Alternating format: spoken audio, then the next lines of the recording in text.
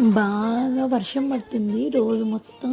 ఇంక ఈవినింగ్ అయ్యేటప్పటికి అందరికీ ఏదైనా తినాలనిపించింది. పిల్లలందరూ గోల ఏమన్నా తిందాం తిందాం వేడి వేడి. కానీ ఇంక ఇక్కడ లక్కీ పకోడీ ప్రిపేర్ చేస్తుందన్నమాట. ఇంకా పకోడీ ప్రిపరేషన్స్ జరుగుతున్నాయి. అత్తయ్యకి అందరికీ పకోడీ వేసేసి ఫాస్ట్గా పకోడీ అయిపోయాక నెక్స్ట్ ఇంకా కూడా ఏమైనా తినాలనిపించింది.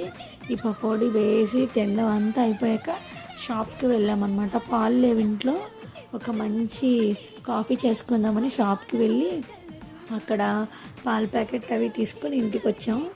ఇంటికి వచ్చాక కూడా ఇంకా నైట్ కూడా వర్షం పడుతుంటే రొటీన్గా రైస్ ఏం తింటాం, ఏమన్నా తిందామంటే ఇంక ఇంట్లో టొమాటోస్ ఉంటే టొమాటో రైస్ చేశాను అనమాట. ఇంక ఇలా ఫాస్ట్గా అన్నీ కట్ చేసేసి టమాటో రైస్ చేసుకుని హ్యాపీగా తిని ఎంజాయ్ చేసాం.